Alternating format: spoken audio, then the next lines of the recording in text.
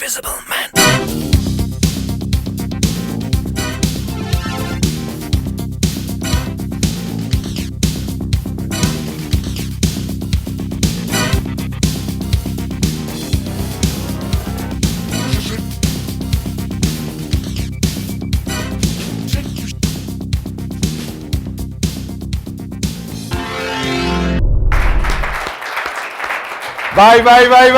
Vai, è così, puntatona, Scratch, benvenuti amici sportivi e soprattutto appassionati di ciclismo, ciclocross, strada, insomma sport in generale. Allora, oggi avremo una puntata ricca di immagini, soprattutto anche di avvenimenti, di sfide e di personaggi incredibili. Il primo è Massimo Ghirotto, una applausone, ma abbiamo anche Mario Beccia, insomma, perché non ci scordiamo i grandi talenti del ciclismo di un tempo. Un applauso anche per Giorgio Furlan, vicepresidente vicario del Comitato Regionale Veneto. Qua ragazzi, Mirko Baratin. Buonasera. Grande organizzatore, grazie per essere con noi. Mirko, partiamo da te, va. Insomma, Fai di Oderzo è proprio qua. Sì, ormai è l'8 di dicembre, manca veramente poco. Siamo in allestimento, percorso, stand e tutto quello che serve per riuscire a organizzare una manifestazione importante. Ora aspettiamo che soprattutto il tempo ci dia una mano e credo che anche i corridori saranno numerosi quel giorno. Mirko, voi organizzate in maniera tale che poi tante diatribe verrebbero spente se tutti organizzassero un po' come voi. Massimo, parlo con te perché tu del ciclocross insomma ne sai una pagina più di un libro, hai Cominelli insomma tra le tue file, ti piace? Io adesso una pagina più del libro no, provo di fare insomma il mio lavoro, ma dove ci sono organizzatori come AFAE o come le Bandie con Remo Mosole, ecco da là la ricetta che potrebbe crescere in maniera esponenziale sto ciclocross. Assolutamente sì, Fai di Oderzo e i complimenti vanno sicuramente a Mirko Baratin e tutto il suo entourage per questa bellissima gara internazionale tra l'altro dove tutti i corridori più importanti sono presenti e sarà presente anche il nostro Cristian Cominelli che cercherà di mettersi in luce in una manifestazione che merita. Ecco, proprio domenica prossima saremo a Mussolente, lì ci sarà anche il redivivo Marco Aurelio Fontana, lo vedremo volentieri. Assolutamente, lo stiamo aspettando perché è un pezzo forte del nostro diciamo, ciclismo del fuoristrada e ciclocross. Ecco, tu sei di quelli che dicono o strada, o pista, o ciclocross, o mountain bike, insomma si può trovare... No, io sono migrato dalla strada verso il fuoristrada ormai da 10 anni e sono due discipline totalmente differenti, però devo dire che sto facendo una seconda carriera qua in questo fuoristrada che è una bellissima disciplina, poi il cross è una gara di un'ora dove i ritmi sono molto elevati, dove l'atleta dà tutto e per poter conseguire e ambire a un podio e quindi veramente è una specialità che mi appassiona. A dire la verità seguivo anche Ditano, seguivo Vanier, mi piace il fuoristrada. Certo. Mario Beccia invece, il tuo palmarès, guarda, è qualcosa di incredibile, insomma, quinta tappa Giro d'Italia, Giro d'Emilia, primo tappa Giro d'Italia, Giro di Svizzera, insomma, Frecciavallone, Trofeo Melinda, insomma ce ne sono veramente tante.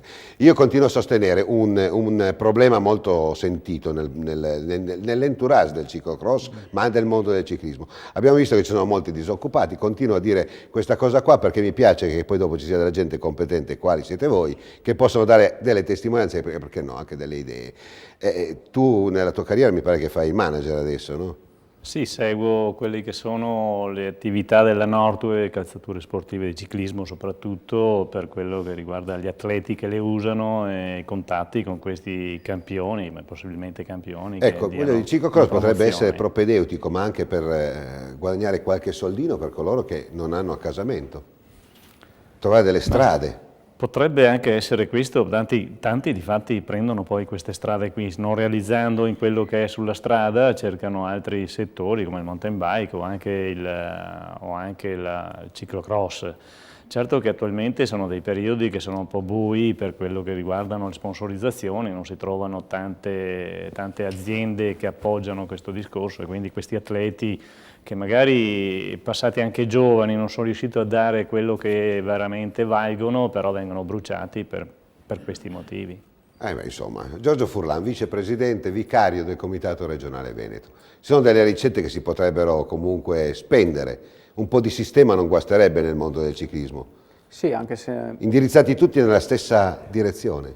sono d'accordo, però parlavate prima del discorso del ciclocross, non è da sottovalutare, è una disciplina ben differente della strada e forse più dura della strada sotto certi aspetti, perciò non direi che è facile convogliare quelli che non riescono sulla strada a fare del ciclocross o della mountain bike, sono delle discipline molto molto dure e dunque non è una ricetta semplice per Allora, ne faccio due paragoni, uno è Franzoi che è estremo. Vabbè, lì ha dovuto Franzoi è prendere, estremo, esatto, una esatto, decisione e l'ha esatto. presa. Un altro mi viene in mente è Davide Malacarne, che era un bel ciclocrossista che non si sa, io gli auguro tutto il bene di questa terra, Sì. però non si sa, ma sicuramente era un grande ciclocrossista. Un altro nome, Sì, sì. mi pare c'era un certo Filippo Baggio che andava alla stragrande sul ciclocross e non aveva rivali, però ha dovuto dedicare il suo tempo. Ecco, credo che siano queste forse le lacune. Sì, potrebbero essere delle soluzioni per questo momento non facilissimo del ciclismo, però diciamo che sono le eccezioni che confermano la regola, perché non è semplicissimo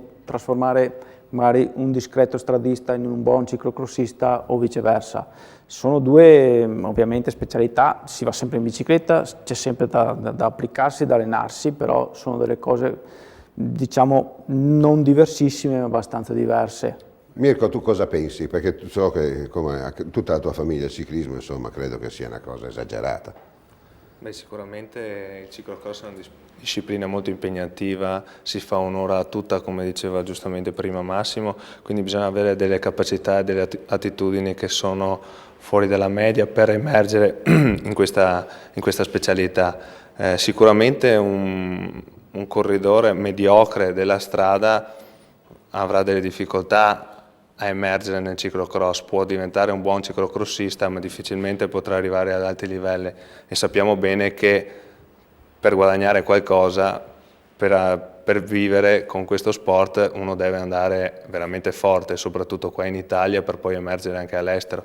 Sinceramente in Italia attualmente, a parte qualche elemento, non siamo competitivi con i vertici del Belgio, dell'Olanda o di qualche altra nazione della Repubblica Ceca. Quindi per noi diventa molto più difficile sfornare atleti che siano di elevata caratura, anche perché la nostra base è molto ristretta. E poi di conseguenza, non avendo un movimento che traina sponsor, che traina media, che traina anche i giornali, diventa difficile alle manifestazioni, difficile organizzare, è tutto un insieme di cose che se questo volano cambiasse la direzione probabilmente emergerebbe. Proviamo a far capire qualcosa, oppure proviamo a innescare questo volano. Massimo ha detto una cosa, no Mirko, che va bene, però voglio dire, se non si convogliano, la strada fagocita moltissimo, poi dopo alla fine veramente trita anche coloro che potrebbero essere dei campioni, non si sa bene come mai gli junior spaccano il mondo, gli junior spaccano, poi dopo alla fine cascano inesorabilmente. Ecco, anche questo è un interrogativo che potrebbe sempre, diciamo, il suo discorso. E poi dopo l'ultima domanda è quella che se non si creano dei campioni nel ciclocross è difficile diventare affascinanti per la Nordway, dico, insomma, ecco. No, ma poi lo ha sottolineato Mirko, proprio anche per cultura sportiva, cioè noi siamo più proiettati a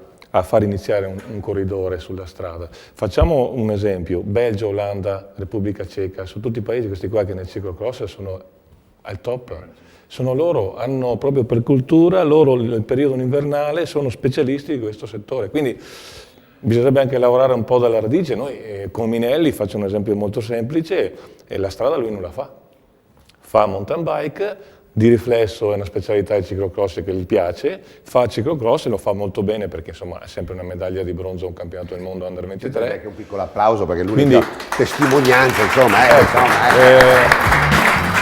Dai, che poi la tiriamo su, La tiriamo su, dai. No, ma quindi vuol dire bisognerebbe anche nei nostri vivai cominciare a portare i ragazzini in mezzo al fango e fargli capire cosa vuol dire fare ciclocross, cosa che è un po' difficile. Bene, io ti faccio un applauso e sicuramente mandiamo la prima tranche della gara di Lives a Bolzano, senza prima non ricordarvi che qua oggi abbiamo una puntata particolare, abbiamo Lail che è appena tornato alla spedizione del Belzoni in Egitto, vi ricordate 2 settimane fa quella bella diretta molto molto significativa con Franca Lovisetta e con Armenio Vettore, e poi abbiamo una bella squadra di pallavolo, l'Energym di Breda di Piave, quindi grazie per essere con noi, tra poco ne parleremo, via le immagini con la prima tranche allievi, donne esordienti, via.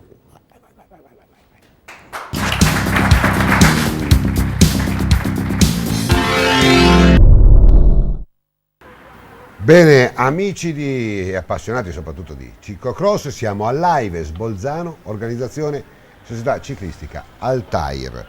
Bellissima località, chiaramente nell'Alto Adige, una giornata meravigliosa, quest'anno il tempo è dalla parte dei ciclocrossisti, ma soprattutto dalla parte di coloro che hanno voglia di fare sistema, come in questo caso vediamo gli esordienti allievi, donne allieve e donne esordienti, quindi un mix, non molti i partecipanti, la concomitanza con Modena ha un po' penalizzato gli organizzatori, però sta di fatto che comunque il colpo d'occhio lo vediamo è di quelli giusti, vuol dire che ancora affascina il trofeo Triveneto e soprattutto grazie anche alla televisione vediamo che i partecipanti comunque non sono assolutamente diminuiti rispetto alle precedenti organizzazioni. Soprattutto, è chiaro, mancheranno forse i capiserie, coloro che sono così impegnati nella Coppa Italia o nelle varie indicative, però insomma qua li vediamo tutti belli pimpanti, li vediamo sia gli allievi del secondo anno con Marchioni, Zanatta,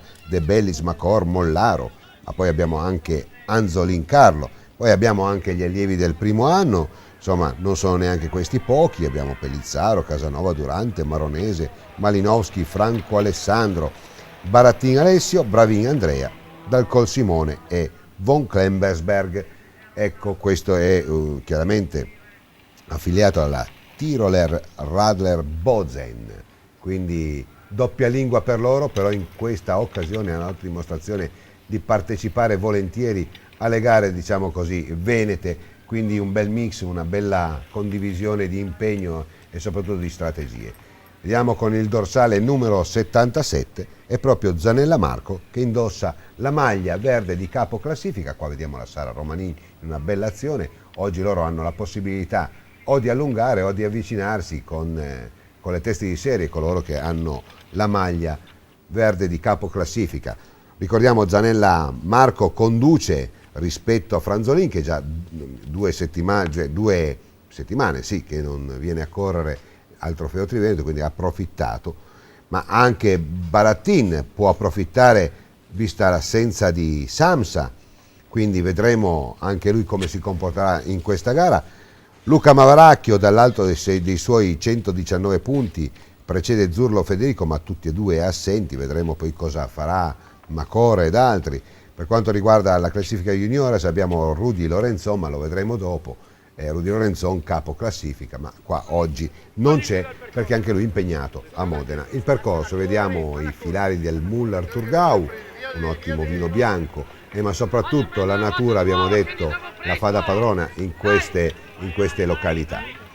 Poi abbiamo visto anche tanti filari di mele, qua la mela poi chiaramente tra la Valle di Non, l'Alto Adige, qua fanno una mela particolarmente preziosa, rossa, grande, quindi anche peculiarità alimentare e ortofrutticole. Abbiamo visto anche Vecchiato Manuel impegnato su Zanella Marco, ancora una bella azione della Sara Romanini in bello spolvero, la vediamo più in forma rispetto alle gare precedenti. Non facciamoci ingannare, non usiamo i luoghi comuni, mancano le migliori, quindi tra le migliori queste qua sono le migliori. Non è vero, oggi qua vediamo, assistiamo a una bella gara, una vera gara di quelle che anche se fossero i migliori dovrebbero vedersela fino all'ultima pedalata. Vediamo tanto incitamento da parte del pubblico per quanto riguarda le atlete. Qua abbiamo con il dorsale 117 la Elisabetta Jopp del Foen Windenberg, la quale indossa la maglia di capo classifica.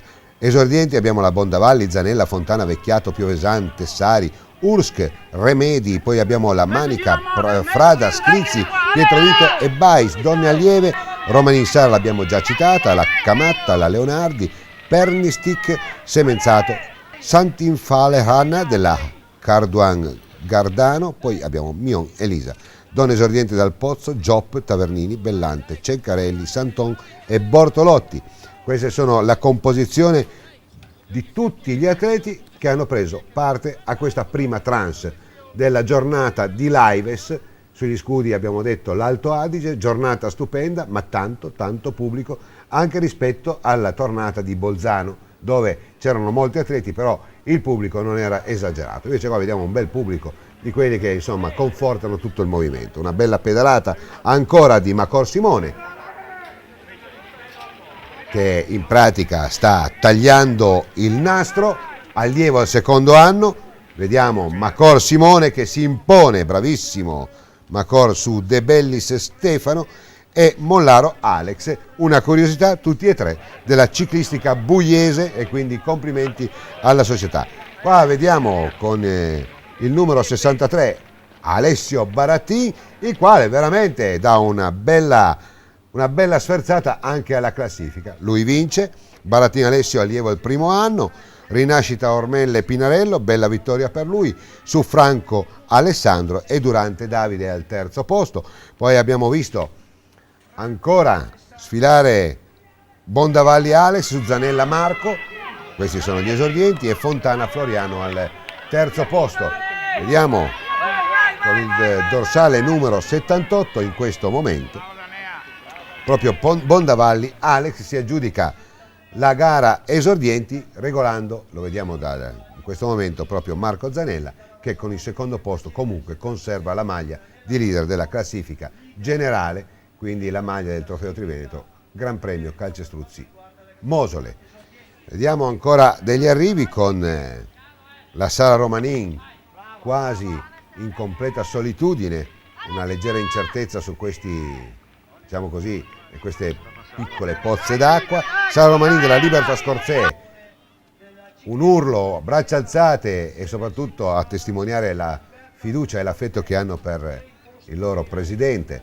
E ancora su Camatta Beatrice e Leonardi Elena, donne esordienti. Vediamola dal Pozzo Giulia, regolare Gioppa Elisabetta, che conserva anch'essa la maglia verde, e Tavernini Michela al terzo posto. E adesso le interviste.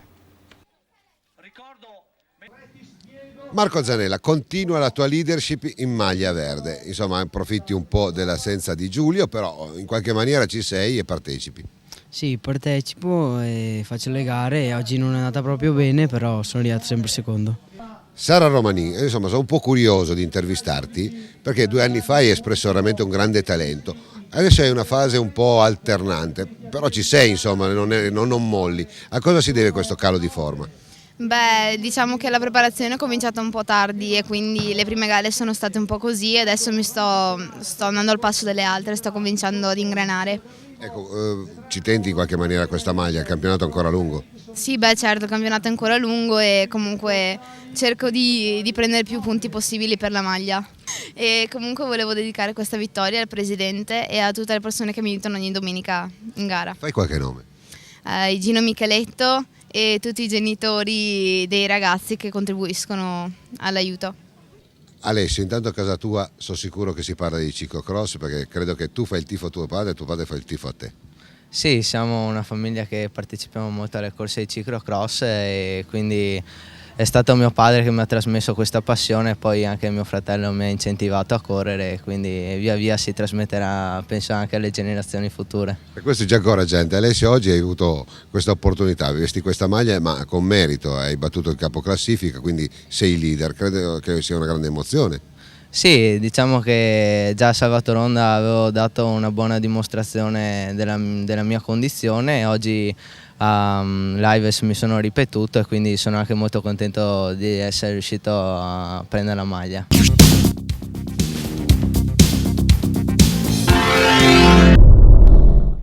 Ma bene, ma bene! Io qua noto delle cose che voi gentili telespettatori non potete neanche immaginare. Mentre c'era Barattin che veniva intervistato qua, il fratello, no, Mirko, lo guardava con una faccia che era tutta una poesia. Ti faccio i complimenti, perché vuol dire dove c'è una famiglia coesa, dove poi dopo si pratica dello sport, vuol dire che le alchimie funzionano. Ti faccio i complimenti e un applauso. Bravo.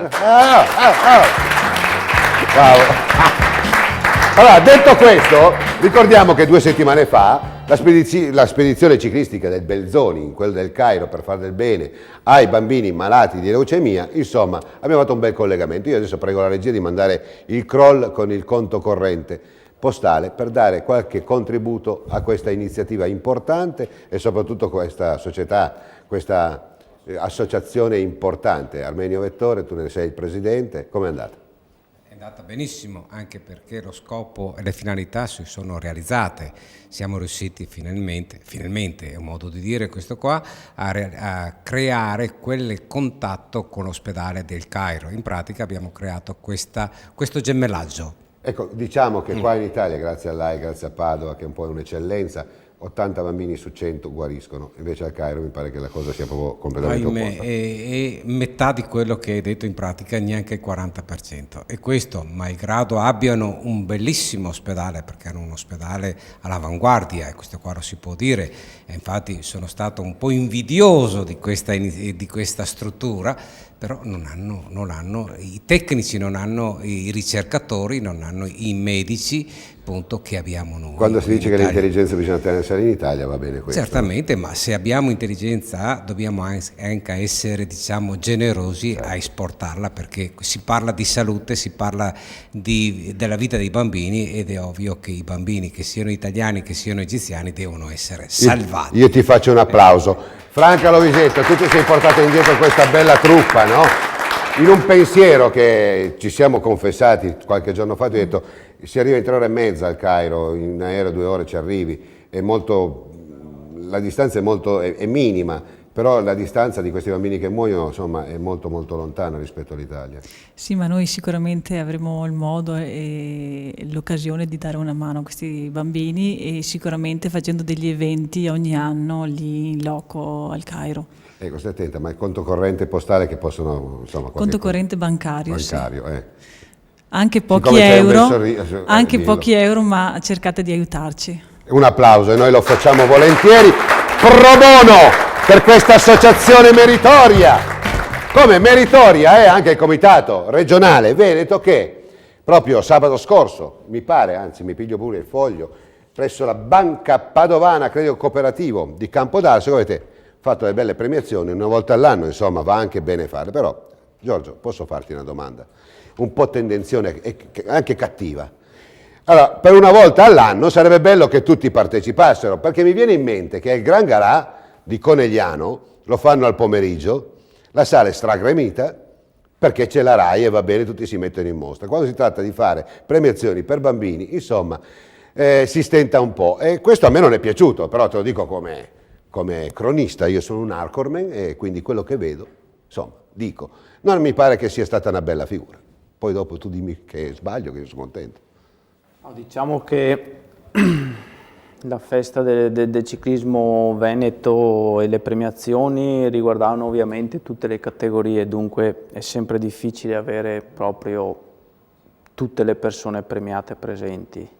È un po' una tendenza in generale di concentrarle in questo periodo, dunque ci sono atleti che stanno facendo anche l'attività invernale, ci sono atleti che stanno correndo su pista, dunque quelli ovviamente erano esentati, e noi dal nostro punto di vista come comitato regionale siamo stati soddisfatti di come è riuscito tutto quanto.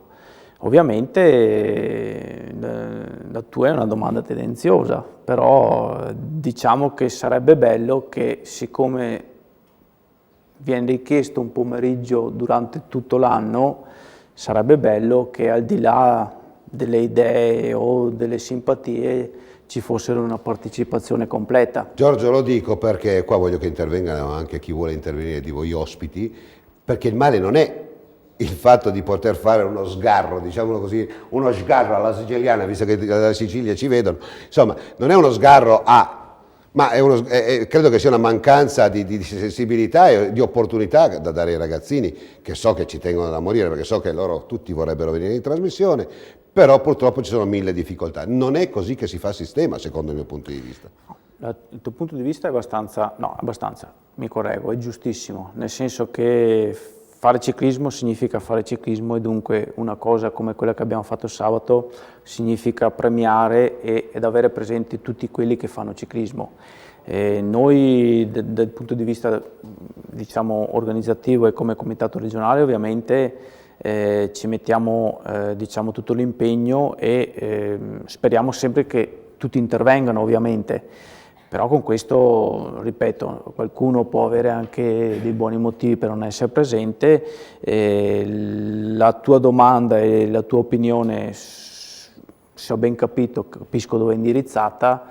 Io direi che, siccome, ripeto quello che ho detto prima, si tratta di un pomeriggio all'anno, sarebbe bello che tutti quelli che hanno intenzione di assistere, anche ovviamente se sono tantissimi, perché quest'anno ne abbiamo premiati tantissimi, perché purtroppo, per fortuna per il Veneto, vince sempre tanto, dunque alla fine avevamo una scaletta lunghissima. Saremo contenti che tutti, proprio tutti quelli a cui sta a cuore il ciclismo partecipassero. Perché la festa del ciclismo, Mirko?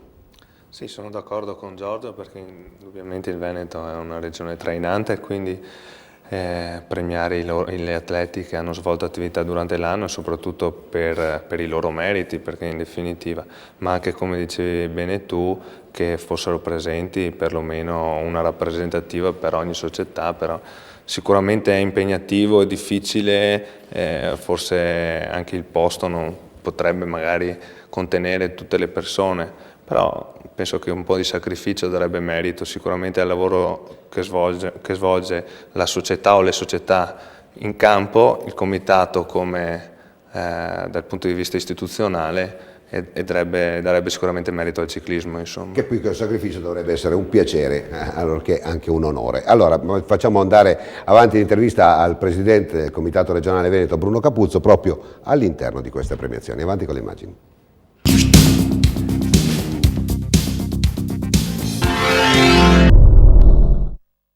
Un Veneto in salute, tantissime medaglie, insomma è stato un buon auspicio e una buona apertura da parte tua. Sì, abbiamo ereditato, diciamo, una cosa molto ma molto importante, perché la leadership non è una cosa semplice.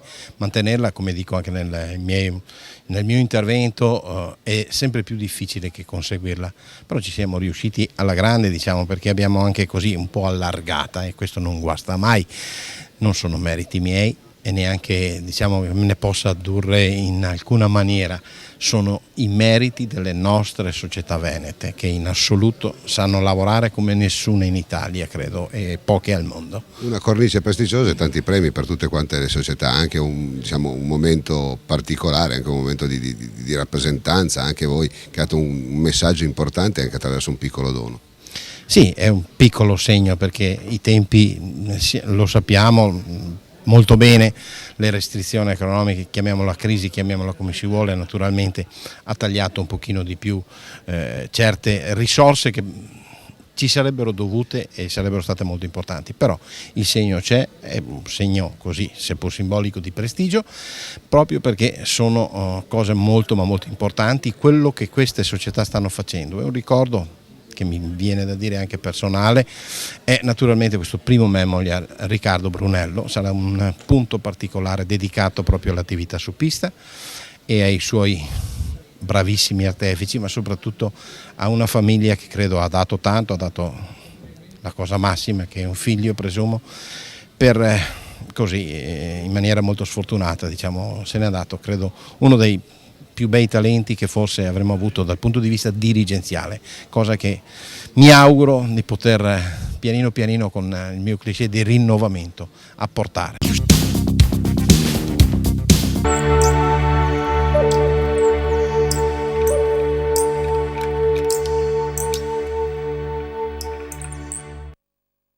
Seconda tranche, quante se ne vedono in questi luoghi, bellissimo questo murales per cercare di scrutare i corridori degli junior, fascia 2 e donne tutte. Chiaramente qua un po' la mancanza degli atleti si fa sentire, soprattutto tra gli juniors. Continuo a dirlo, ringraziamo solennemente gli amatori, perché i cicloamatori in qualche maniera promuovono e anche salvano gli organizzatori, perché anche loro, con la loro partecipazione molto molto bella, anche molto molto di pathos, riescono ad essere sempre presenti, e quindi da parte mia un'ammirazione particolare per tutti questi campioni, ricordiamolo, campioni. Abbiamo visto anche i saluti del numero 86 Dario Bellante, ma per quanto riguarda la fascia 2 abbiamo Toniatti, Cappelletti, Zoppas Flavio, Sartoraldo, Filippi Ernesto, Pordon Ernesto, D'Aversa Davide, Durante Agostino, Parro Giovanni, Sponga Marco, poi abbiamo dal Gatto Massimo, Valentini Renzo, Martin Joseph e via via tutti. Sono partiti anche gli junior, purtroppo pochi corridori juniores, Madotto Emanuele, Raimondi Eddi e Maronese Alex, i tre in pratica si giocheranno questa kermesse di Lives, mentre vediamo una Mara Dal Borgo in grande spolvero. Ricordiamo una Mara Dal Borgo che prima in classifica Master Woman, però chiaramente soffre la predominanza della Staffler Elite, ma ricordiamo che gli Elite, anche qua bisogna fare una discriminazione, sono esattamente come dei professionisti, mentre la Mara del Borgo come Master Woman si può equiparare ai cicloamatori. Ecco, una classifica forse doppia sarebbe meglio, anche per dare onore alle Master Woman. Di indossare la maglia verde non sarebbe cosa brutta, questo lo diciamo a Giacomo Salvador, sempre se vuole raccogliere non questa vena polemica, ci mancherebbe, ma penso che anche per quanto riguarda le Master Woman, insomma, il divario chiaramente anche negli allenamenti, con una Staffler, la Mara Dal Borgo è bravissima, però certamente le caratteristiche e soprattutto le opportunità di una come la Staffler sono enormemente superiori rispetto a una Mara Dal Borgo. Abbiamo detto, bellissime, incantevoli queste. Allora, l'altra volta a Bolzano c'era un aereo di linea, adesso un Alliante che approfitta delle correnti ascensionali, un microclima ideale, poco più a sud il microclima fa nascere un vitigno esageratamente buono, il Teroldego, con dei profumi di alta gradazione, anche questo va detto, perché fa parte sempre della grandezza del ciclocross che si immerge in parchi naturali, come in questo caso a Lives. Bellissime queste immagini dei corridori, abbiamo proprio visto Madotto Emanuele che sta facendo corsa a sé stante su Raimondi Eddi e Maronese Alex. Per quanto concerne invece la fascia 2 abbiamo Zoppas e Schiro e Zoppas, in pratica Sant'Eschiro se la stanno giocando in due, ecco Zoppas in qualche caso è dietro le ruote, ciuccia le ruote per non faticare, vedremo se alla fine avrà ragione lui. Abbiamo visto ancora Parro, ma abbiamo anche visto Toscan, vogliamo citarli un po' tutti della fascia 2, Schiro Sante, Demez Guido, Petrucco, Von Glesensberg, Urban della Tirol Radler Boze, in fascia 2 anche lui, dal grande Giuseppe, il nostro grande, dal grande Giuseppe, l'ho detto, li stimo tantissimo questi corridori. Crazzolara dal Lago, Bertella Martino, questi sono i magnifici fascia 2, dal grande Giuseppe Dal Grande, sono dei talenti, tutti, veramente. Parro, oggi non vediamo Ottavio Paccagnella, ma lo abbiamo visto settimana scorsa, sicuramente lo vedremo anche domenica prossima a Mussolente. Vediamo una bella pedalata, abbiamo visto anche Raimondi Eddi, ma perché no? Ne vediamo un po' tutte, anche le donne, abbiamo detto, non molte per la verità, ma abbiamo la Maniaga Paola, la Arman Isabella, la Cauz Francesca, ricordiamolo, Francesca Cauz verso l'Iride Maccari Spumanti. Ecco, bravo Gigi Narder che manda le sue atlete, tu le mandi perché è una bella società e chiaramente una società importante crea quell'interesse attorno a sé che poi dopo fa venire altre società e quindi la competizione riesce meglio, diventa anche più affascinante. Bravo Gigi Narder, ma la Cauzzi si sa è un fenomeno, bravissima. Ma abbiamo anche la Tamara Rucco, la Torresani, la Vallortigara, l'Arman Elisa, poi abbiamo la Maronese, Tunner Giulia, Whitman Veronica della Egna Newmarket, poi abbiamo Pordon Linda per quanto riguarda le donne. Abbiamo detto gara a sé stante per quanto riguarda Maniago Paola, tanto vediamo con il dorsale 107 Crozzara Helmut, poi dopo questo cerca la bicicletta, vediamo proprio dalla Giacomo a Pier Giorgio che va in cerca della bicicletta da sostituire, dice ma come possono essere questi errori? Ha ragione ad arrabbiarsi, insomma, va bene i cicloamatori, ma loro ci mettono l'impegno massimo esattamente come i professionisti, come gli elite. Una sciocchezza dei box, questa imperdonabile. Ma comunque incoraggiamo dalla Giacomo a Pier Giorgio, perché veramente, vediamo nelle retrovie, sembra una bella pedalata, chissà chi è quell'omino che corre così, Flavio Zoppas, chi può essere, è lì che sta attento. Anche oggi non vuole lasciare nulla al caso. Questo è Madotto Emanuele, primo dall'inizio, sta facendo forza completamente in solitaria. E vediamo un interessato Giacomo Salvador che bisogna fargli un monumento, perché ha una passione. Lui incita tutti, veramente, ha una parola di conforto per tutti gli atleti. Ed è bello questo, perché è la forza dello sport, è la forza del ciclocross voluto da Remo Mosole, ma scherziamo. veramente bisogna tenerne conto. Vediamo, Santeschiro è ancora davanti, lì davanti, e Flavio Zoppas. Siamo alle fasi conclusive, se non altro per il semplice fatto che quando vedo Zoppas davanti vuol dire che non manca più di tanto.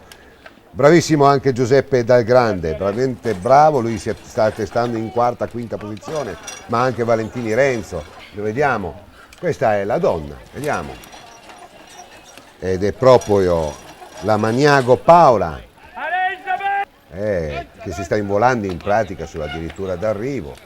Poi vediamo ancora, abbiamo visto la numero 31, la Arman Isabella, ma anche Arman Elisa, abbiamo visto la Cauz, tra poco vedremo il divario tra la Maniago Paola e la Dal Borgo, la mette tranquilla, la Dal Borgo è lì che è un po' affannata, non sta rosicando più di tanto. Qua vediamo Flavio Zoppas, guardate, forza della natura, questo arriva prima di tutti, primo assoluto Flavio Zoppas, io non ci posso credere. Non ci posso credere. Flavio Zoppas, fascia 2, pensate, potete dire quello che volete, primo assoluto.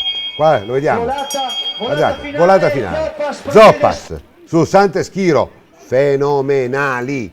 E qua il primo degli junior, terzo assoluto, primo nella sua categoria, Emanuele Madotto. Qua vediamo un Dal Grande Giuseppe che arriva anche lui tra i primi, Raimondi Eddi e Maronese Alex per quanto riguarda gli junior.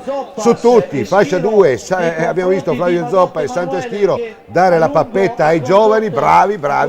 Qua conclude anche il numero 92 Pardon Ernesto, e qua vediamo le donne. Tutte le donne, vediamo la Maniago Paola con un bel vantaggio rispetto alla Mara Dal Borgo. Lei si invola a vittoria certa, ma la Mara Dal Borgo ha venduto cara la pelle, bravissima la Mara, bravissima la Maniago, terza Arman Isabella, Cauz Francesca al quarto posto, poi dopo Rucco, Torresani, Maronese, Vallortigara, Arman Elisa, Tanner Giulia, Widman, Veronica e Pordon Linda. Abbiamo voluto citare tutte le donne, questa è la Mara Dal Borgo, bravissima.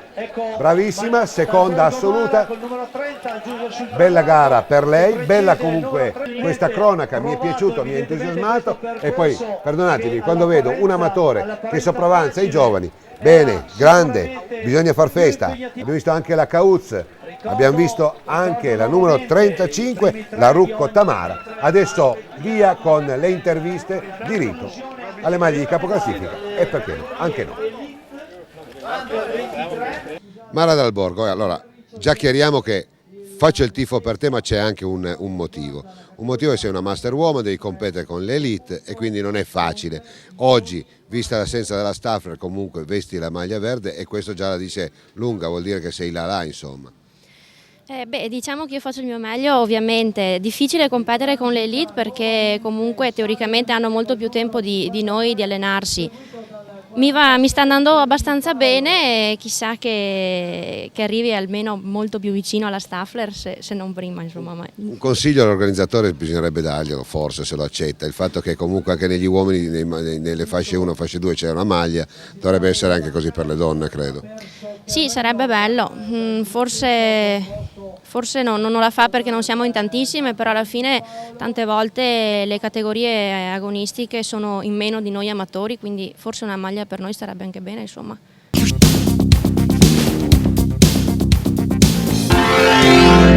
Vai, lo abbiamo detto, viva gli amatori, è vero Mirko, abbiamo detto, salvano gli amatori, salvano tante situazioni, a volte un po' anche imbarazzanti. Sicuramente gli amatori sono uno zoccolo importante come le categorie giovanili, sono i papà che portano i figli a correre e quindi di conseguenza non bisogna dimenticarli. Tutti dicono che io tifo Mara Dal Borgo, c'è stato il motivo, nel senso competere con un'elite che fa quello come di mestiere, insomma, diventa dura e quindi andrebbero premiate. Sì, prenderemo e sicuramente Giacomo, anch'io che collaboro con lui, prenderemo in considerazione questi spunti per il prossimo anno per eventualmente assegnare e trovare Guarda che l'hai detto, Segue qua 3. Marca, ma l'ha detto, hai sentito? Sei contenta? Sentito? Archiviato? Archiviato. Un applauso. Ma siamo qua anche perché poi non dicano che Scratch si occupa soltanto di ciclismo. Quando nelle cronache mi sentite così enfatizzato, pensate, le facciamo quando sono già state fatte, quindi una registrata, in qualche maniera sappiamo già come sono le classifiche eccetera, però a me piace, amo tutto lo sport e tutti gli sportivi, da una vita ho dedicato tutta la mia vita proprio per poter dare questo diritto importante allo sport. Tra poco abbiamo detto sulla terza parte, poi dopo concluderemo con delle notizie importanti, ho già caldeggiato i miei ospiti, così si stanno preparando alla grande, ma ci saranno delle sorprese. Ma sicuramente la sorpresa è qua, che sono venuti anche da tanto lontano, da Breda, di Piave e da Macerata, l'Energym Breimas, qua abbiamo il presidente, quindi, allora, Vincenzo Balzano, professore, presidente di questa società, lui era già lì pronto per applaudire. Vai. Grazie. Ne hai diritto e questa è una trasmissione democratica. Presidente, presentaci velocemente queste belle creature. Niente, praticamente è una società di genitori creata un paio d'anni fa, nel 2007, e facciamo prettamente pallavolo. Abbiamo cominciato dall'attività del mini volley, adesso abbiamo varie categorie e per dare un'alternativa alla pallavolo stiamo anche lanciando l'hip hop. L'hip hop, un nuovo ballo lanciato qualche anno fa e abbiamo una bella realtà. Allora facciamo un applauso a Pierluigi Consol, Michele Ceredese, Fonte Basso Martina, dov'è? Eccola lì. Linda Fossaluzza. Linda Fossaluzza. Loro sono una rappresentativa della squadra juniores under 18 e c'è il proprio allenatore e poi rappresenta anche la terza divisione maschile che è il capitano. Ve lo passo un attimo giusto per un saluto veloce. Capitano. Ciao a tutti. Ciao a tutti. Allora, sei contento? Una formazione, tutti i genitori siete? No, i genitori fanno parte dello staff dirigenziale. Sì, certo. I ragazzi, le ragazze sono tutte under 18, tutte giovanissime, sono quasi tutte under 16 per dire la verità.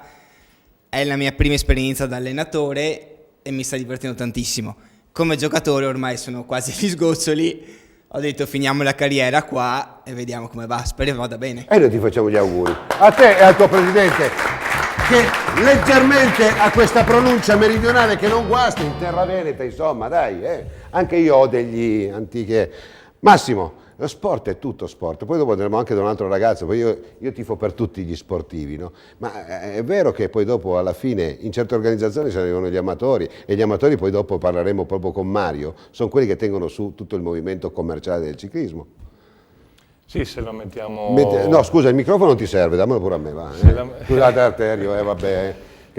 Se facciamo un discorso puramente commerciale direi di sì, però bisogna anche applaudire queste persone amatoriali che lo fanno anche proprio per competizione, per fare dello sport, insomma, quindi è bello vedere questi gruppi che magari escono la mattina, fanno bicicletta oppure fanno anche altri sport, perché comunque lo sport, che sia dall'inizio, quando sei un ragazzino giovane, ma portando avanti anche negli anni futuri, è sempre star bene con la salute, certo. Condividere dei momenti in società, buttare via lo stress che si accumula durante la settimana, insomma, ecco, sono piccole cose ma che poi alla fine ti rilassano ed è bello. Insomma. Ne affronteremo questi. Io vorrei che i telespettatori ricordassero quello che hai detto, cioè spendono del tempo pro bono, nel senso, e poi dopo anche gli fa bene alla salute, all'intelletto, funziona un po' tutto. Ricordiamocelo. Mario, i cicloamatori comunque sono coloro che poi spendono i soldini perché vanno alla ricerca dell'high tech, del prodottino particolare, alimentano il mercato, insomma. Sì, quelli lì proprio gli amatori, diciamo così, fissati, diciamo, perché ci tengono ad avere il prodotto particolare, quello lì leggerissimo, cose di questo genere, sono in tanti. Però non è che si fossilizza tutto in questo sistema qui, nella ricerca di questo prodotto cosa.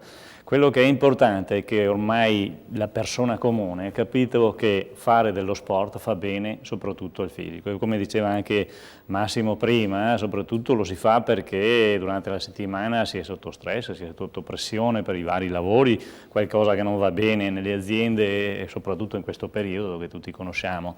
E questo fare attività motoria serve a tutti. E ce ne siamo accorti in questi ultimi anni, anche se il tempo magari è un po' più tiranno, perché siamo tutti presi a dare di più nel lavoro, a dare di più per le energie delle aziende, per questi soldini, perché servono sempre i soldini, certo, perché è determinante, mi dispiace, perché purtroppo dipendiamo da questo aspetto. Però alla fine ritagliamo sempre una buona parte di tempo dedicata a noi stessi e ci vogliamo bene in fondo. Tu mi conforti, un applauso per favore, mi conforti perché nel ciclismo si sono un po', diciamo, spezzate sono caduti un po' dei luoghi comuni, no? Che davano il ciclista, insomma, sai, un po' pirlotto, ingenuo, eccetera. Tu, insomma, sei un affermato imprenditore, lavori per una grande azienda. Simone Fraccaro settimana scorsa ha una sua linea, cioè ci sono molti che hanno fatto anche negli anni 60-70 attività, sono stati dei professionisti che però nella vita si sono poi dopo dati da fare con successo. Sì, sono in parecchi, ma non dimentichiamo anche Massimo. Ma il fino a Ghiro ieri si ha messo sa, così. insomma. Il Ghiro è forte perché aveva un negozio tutto suo fino a ieri, adesso ha iniziato a fare il direttore Cosa fai sportivo, di è un negoziante direttore tu? Cos'è sportivo. che vendi? Dimmi. Vendeva fino a ieri. No, devi dirmelo. Me lo io- devi dire. No, io a un certo momento... No, ma ti rispondo se mi lasci... Ho sfruttato un po' il momento, diciamo, del filone immobiliare e ho fatto qualche investimento, ma è stato così una cosa mordi e fuggi. Alla faccia dei Ma cretini la mia ciclisti, passione, vorrei dire... vai! La mia passione, vorrei dire, ai telespettatori è il ciclismo, è lo Ma sport. mi pare giusto, ma è logico, ma ti faccio i complimenti. No, perché se avevi un mercato di biciclette potevi portare una bicicletta per il presentatore. Si può fare. E allora, Si può fare. un applausone. Un'altra cosa, un'altra considerazione va fatta, perché poi dopo il bello è la conoscenza, ci conosciamo dietro le telecamere, con Diego Retis ci siamo conosciuti diciamo da poco tempo, con suo fratello un po' di più, Stefano, anzi vogliamo rilanciare quella di Mussolente, il campionato provinciale? Beh, se ricordiamo che domenica prossima, il 29, c'è l'8ª prova del trofeo Mosle Mussolente e si svolgerà il campionato provinciale di Vicenza, dove ricordiamo ci saranno, oltre che le telecamere di Scratch, ci sarà la RAI e ci saranno fior di campioni come Marco Aurelio Fontana e anche le nazionali italiane professionisti. Un applauso.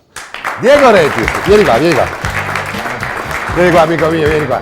Tu hai 24 anni, no? Prima mi dicevi insomma, che hai fatto una bella gara, l'hai anche vinta in maniera importante. A che ora ti alzi la mattina per andare a lavorare e che mestiere fai? Mi alzo alle 4 quasi tutte le mattine e lavoro su una pressa e faccio pannelli in legno. Poi dopo?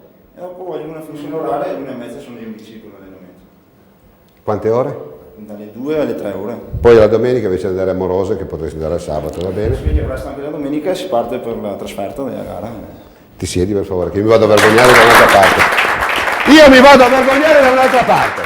Ma ragazzi, ma adesso parleremo tra poco, adesso mandiamo il terzo spezzone. Mario, Giorgio, Mirko, Massimo, ma non mi vengono i brividi grossi come delle querce? Ma queste realtà qui comunque di gente che fa del lavoro e poi attribuisce lo sport a ragazzi giovani e tutto, erano realtà quotidiane nei nostri tempi. Non si poteva vivere solo di ciclismo. Io dico sinceramente, ho lavorato fino all'anno in cui sono passato professionista. Quell'anno lì i miei hanno giocato la carta dicendo vabbè, ti lasciamo 2 giorni alla settimana liberi per allenarti. Mi è andata bene, sono uno dei pochi a cui è andata con gonfie vele perché mi è andata bene, però ce ne sono tanti altri che adesso attualmente fanno così. Comunque con Ma questi voi eravate la sacrifici regola, si questi apprezza sono di più. l'eccezione oggi come oggi, Con sono questi- quasi da è grande questo che volevo fratello, dire, dalle minchiate. con queste eccezioni si apprezzano di più le È vero. vittorie, perché questi sacrifici ti fanno mordere veramente la mela. È questo che serve. Ragazzi, allora abbiamo detto terza tranche, poi di nuovo in studio per un finale esagerato e quindi adesso siamo con gli Elite, gli Under 23 e la fascia 1, quindi avanti le immagini, forza Cais.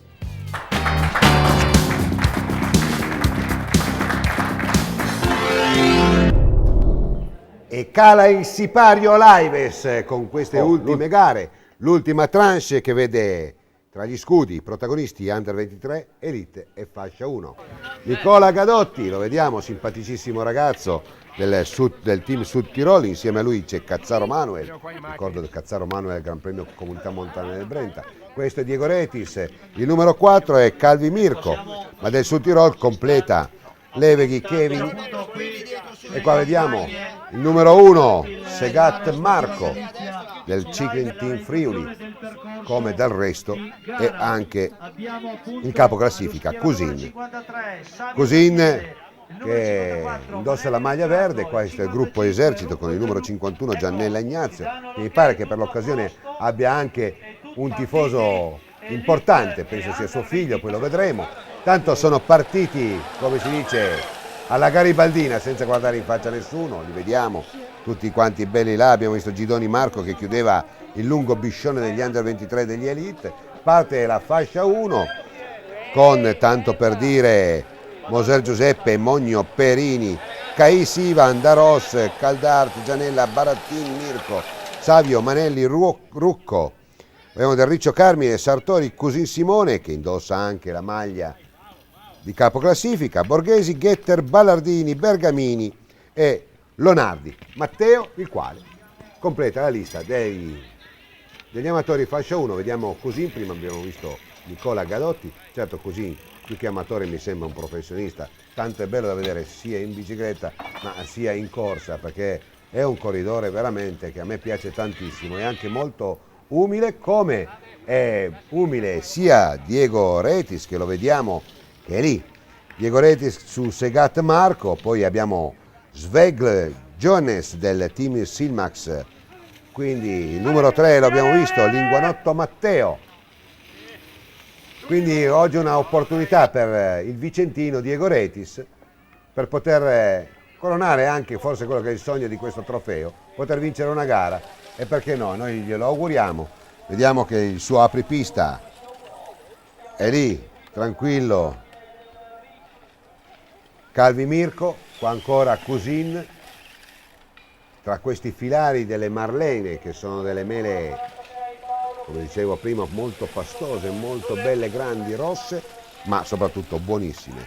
18 per Kevin Leveghi, o Leveghi Kevin, che con una bella vittoria potrebbe veramente insidiare i capigruppo. Ancora il numero 1 Marco Segat, ricordiamo la classifica degli juniores, abbiamo ancora Lorenzon Rudi e Santini Pietro che incombe e Righettini Andrea al terzo posto, mentre per quanto riguarda la classifica Under 23 proprio abbiamo una lotta tra Tabacchi e Leveghi, poi vedremo oggi come andrà a finire. Certo, Tabacchi è assente e quindi bisogna vedere se riuscirà ad approfittarne l'atleta del Sud Tirol. Oltretutto gioca in casa, lui abita a pochi chilometri, 4-5 chilometri dal percorso di Lives. Ancora bene Cusin. Per quanto riguarda gli elite abbiamo Paccagnella Thomas della World Service Brenta comodamente in prima posizione, segue Diego Retis con qualche punto, ma se dovesse vincere o comunque piazzarsi potrebbe avvicinarsi parecchio dai 121 punti di un assente Paccagnella Thomas, quindi potrebbe insidiare con 109 punti o 105 a seconda di dove si classifica. Per quanto riguarda chiaramente la fascia 1, comodamente al comando abbiamo questo Simone Cusin, il quale insomma sta facendo corsa a parte. Bella gara questa tra due belli interpreti, vediamo proprio Diego Retis dietro a Schwegl Jones, poi abbiamo anche Segat Marco che l'abbiamo visto che sta cercando di faticare parecchio perché deve aver avuto un incidente, sta andando fortissimo, si sta avvicinando sempre di più, però vediamo che il povero Marco sta veramente sudando le 7 camicie, come si suol dire.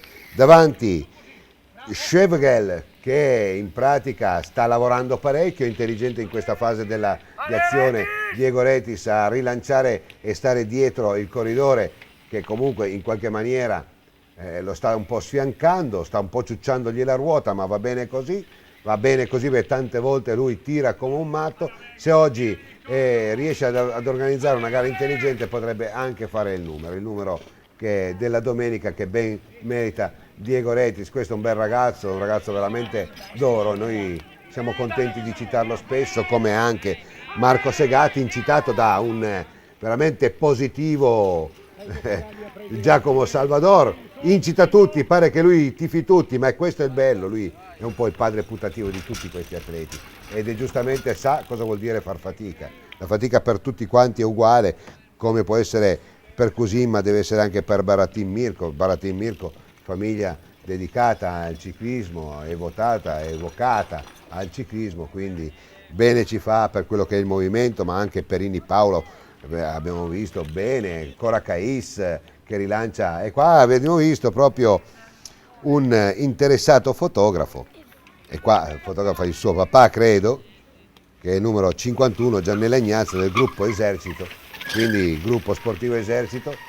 E sono anche belle queste cose, scusate, nell'era dove i figli non gliene frega un tubo dei genitori, vedere un figlio che fotografa il papà, insomma, a me queste cose qua commuovono, poi dopo voi fate quello che volete, ma a me è così, perché oggi veramente abbiamo una controtendenza, abbiamo qualche problema secondo me proprio a livello sociale, e per fortuna che alla domenica noi andiamo al ciclocross perché ci divertiamo e vediamo l'autenticità degli atleti e delle famiglie, quindi va bene così, noi ci divertiamo un sacco, lo facciamo volentieri, e viva il ciclocross ed evviva anche Del Riccio Carmine, altro esponente del gruppo sportivo Esercito, come invece non lo è, ma è bravissimo lo stesso, Calvi Mirko. E adesso vediamo Diego Retis su un lanciatissimo Marco Segati che recupera posizioni e si classifica al secondo posto, ma è Diego Retis che vince, braccia alzate, bravissimo. Ragazzo di Vicenza, si impone su proprio Segat Marco, terzo Schwegl Johannes del Silmax AMD Merida, Calvi Mirko al quarto, Linguanotto Matteo al quinto, e qua vediamo proprio Simone Cusin che prende un rischio, adesso poi vedremo anche il replay con l'altra telecamera, la seconda telecamera, questa è la terza telecamera che inquadra un arrivo esagerato per quanto riguarda proprio questo fenomeno. Cusin, Simone su Del Riccio Carmine e Savio Daniele al terzo posto. Abbiamo visto, non vorrei essere nei panni dei gemellini perché sicuramente bene non gli hanno fatto. Qua vediamo il 56 Del Riccio Carmine che sta arrivando sprombattuto, seconda piazza per lui, non poteva fare nulla contro la strapotere di Cusin, ma bravissimo Del Riccio come bravissimo anche Daniele Savio del Torre Vallorti Gara. Vediamo il numero 57, proprio Sartori Daniele. Retis quindi vince, si porta in seconda piazza per quanto riguarda il trofeo. Vediamo ancora Feltrin Mattia, Leveghi Kevin che vince per quanto riguarda gli Under 23 su Gidoni Marco e Manuel Cazzaro. Poi Feltrin Mattia. Vediamo il 45, Ivan Cais, bravissimo, si arrabbia un po'. Qua un Nicola Gadotti che fa lo sborone e attenzione, ancora un po' ci ammazza l'operatrice, ce la investe, non voglio ancora rimanere vedovo, è andata bene, stiamo attenti ragazzi, divertiamoci in sicurezza, e adesso avanti via con le interviste. Diego Retis, insomma una bella vittoria, non c'era forse il Gotha, non c'erano i migliori, però tu oggi eri presente, è stato il migliore fra i migliori, una bella vittoria. Sì, una bella vittoria nonostante le mancanze, però dopo 3 anni è arrivata e va bene così. Soprattutto ti abbiamo visto che in queste ultime settimane stai facendo veramente dei progressi incredibili, sarà anche forse l'allenamento, l'alimentazione? Ma l'alimentazione no, perché non guardo quelle cose lì, ma l'allenamento lo sto curando molto bene quest'anno. Cosa pensi? Puoi pensare in alto, puoi pensare in grande? No, non penso niente, quel che viene viene. Kevin, insomma, vittoria e maglia. Sono felice anche perché questa gara qui è proprio vicinissima a Bolzano, è come correre in casa qui per me e speriamo di tenerlo il più possibile, dai. In questo trofeo c'è uno zoccolo duro, coloro che partecipano spesso e volentieri, è anche un modo per farsi vedere perché alcuni vanno chiaramente alle indicative nazionali come Coppa Italia eccetera, però anche qua è un modo per mettersi in vetrina. Sì, sicuramente è un bellissimo trofeo questo, è un peccato a volte dover scegliere perché sono belle tutte le corse, però io qua ero vicinissimo a casa, abito a 5 km e ho preferito venire qui. Simone, una fascia 1 che avete dato, anzi hai dato concorrenza agli Elite e agli Under 23, anzi quasi quasi potevi arrivare primo assoluto. Sì, bellissima gara, sono partito forte, gli Elite erano sempre là, non sono riuscito a rientrare, comunque gran corsa. Ci fosse stato un momento in cui non avessi perso quei 40-50 metri, forse te la potevi giocare alla pari. Sì, sicuramente trovarmi là sarebbe stata una bella sfida. Sì. Ecco, questa maglia insomma in qualche maniera ci tieni a tenerla fino alla fine. Certo, ormai siamo partiti così, alla seconda gara la maglia ce l'avevo già, adesso si vede di portarla fino alla fine. Bruno, assessore allo sport di Lives, oggi una bella compartecipazione e poi mi viene da fare subito una domanda un po' così pretestuosa. L'Alto Adige si unisce all'Italia, diciamo così tra virgolette, quando ci sono le necessità, le intelligenze e le eccellenze come in questo caso quando si parla di sport. Beh, sicuramente siamo in Italia, siamo in Alto Adige, pensiamo anche in Italia, questo credo sia fuori dubbio. Devo fare i complimenti a questa società che sta organizzando ormai da 2 o 3 anni questo trofeo, devo dire a livelli veramente eccellenti, la partecipazione lo dimostra, vengono da tutte le parti d'Italia, questo credo sia una grossa soddisfazione per il comune ma soprattutto per la società organizzatrice che ha i meriti, che si merita vedendo la partecipazione anche da fuori regione.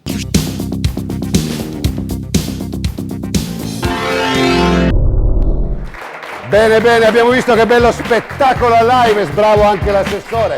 Allora, si parlava prima, adesso facciamo interagire i nostri ospiti, su quelli che sono poi dei problemi fondamentali. Il ciclismo spesso si contorna di problemi che poi in realtà non esistono, oppure, non so, tu non sei venuto a questa presentazione, quell'altro si è offeso perché non sono venuti questi, insomma si perde tanto in chiacchiere. Io invece voglio farvi vedere il trascorso di questa settimana e se mi seguono le telecamere su quest'orda di casino che io ho qua, tanto buttiamo via un po' di roba, voi calmi, abbiamo ancora 14 minuti e possiamo ancora...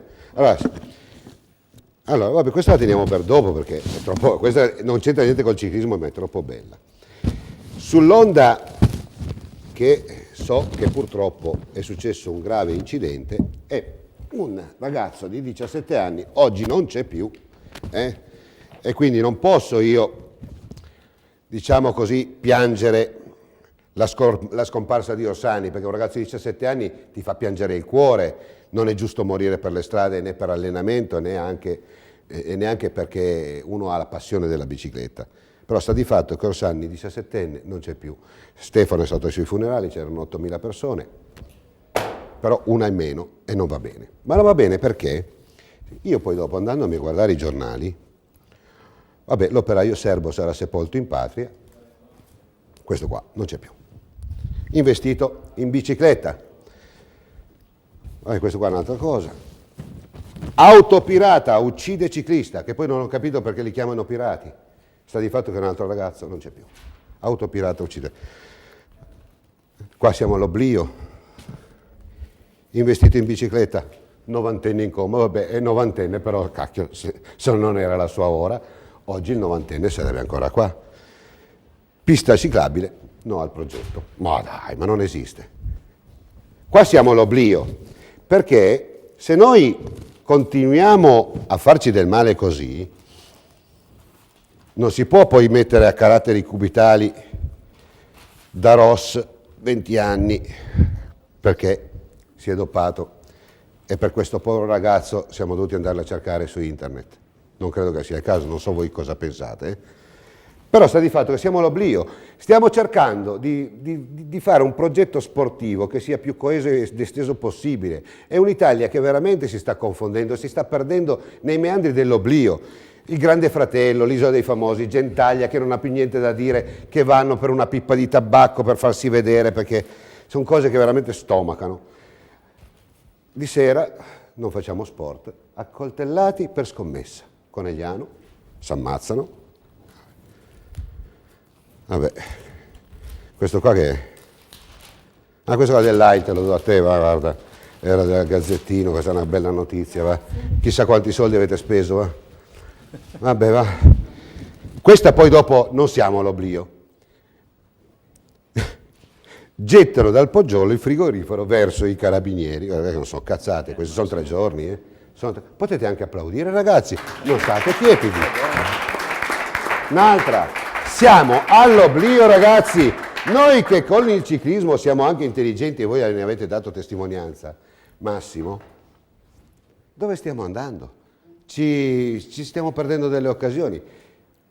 Come ci sono le vittime della strada e le vittime sul lavoro, ogni volta che muore un operaio, giustamente fanno delle interpellazioni parlamentari, si incazzano tutti, giustamente, ma ci sono dei lavoratori in bicicletta, onesti, che fanno la loro attività e anche coloro che hanno tutti i diritti di svolgere la propria passione tranquillamente, non hanno le strade, non ci sono le piste ciclabili, non c'è l'educazione. Sono temi forti, i 2 temi forti, prima tu hai detto il doping, ma soprattutto la seconda, vedere questi ragazzi che muoiono sulla strada sicuramente è una pena. Il problema è ampio, insomma, bisognerebbe capire anche il nostro governo, i nostri politici. Qua dobbiamo andare a toccare. Cosa vogliono investire su queste piste ciclabili, tu le hai citate prima, evidentemente questa è una mancanza di cultura. Ripeto, Olanda, Belgio, paesi nordici sono fornitissimi di piste ciclabili, ma però vedi anche di fuori dei supermercati biciclette a non finire. Dovremmo anche noi forse cambiare un po' la nostra mentalità, usare un po' più il mezzo meccanico, per esempio. Mario. Per richiedere più strade, sì, in effetti quello che si dice non c'è una tradizione a tutto questo e ci lascia un po' in balia dei venti perché abbiamo delle piste ciclabili che non sono delle piste ciclabili, perché se vediamo abbiamo il territorio che è dislocato in maniera diversa che all'estero, le case sono quasi a ridosso delle strade.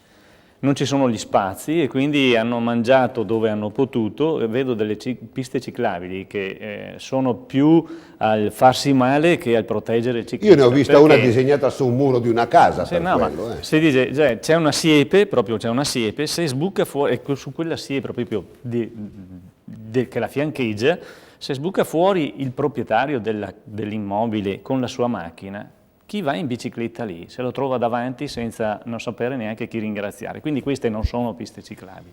Dobbiamo cambiare la mentalità, fare delle piste ciclabili che ci permettono di andare con una buona visione per non farci male. Allora chiunque andrebbe sulle piste ciclabili. Giorgio, presidente del comitato regionale, vicepresidente vicario, è una carica importante. Ecco, io prima dicevo il ciclismo, ma tutti gli sport, ma noi parliamo di ciclismo e siamo appassionati per questo meraviglioso sport, dovrebbe fare più sistema intorno a sé e cominciare a reclamare dei diritti importanti. Uno dei diritti sono quelli delle vittime del lavoro, come possono essere i ciclisti, e bisognerebbe fare qualcosa. Io mi auguro che Renato Di Rocco prima o dopo ci venga anche a trovare e potremo parlare anche con lui. In seconda battuta, in seconda analisi, è proprio quella del sistema culturale viziato, stupido e a volte ignorante italiano, che è quello che nelle autoscuole si parla di come cambiare un carburatore che ci va un perito meccanico, quando non si va a dire che quando c'è una gara ciclistica esiste un inizio gara, fine gara e in quella zona è protetta. Cioè, quindi credo che siano delle lacune esagerate. Sono d'accordissimo, anche perché tutto quanto era stato stabilito, regole e modi in tempi non sospetti. Adesso come adesso la strada e soprattutto i mezzi che impegnano la strada sono enormi.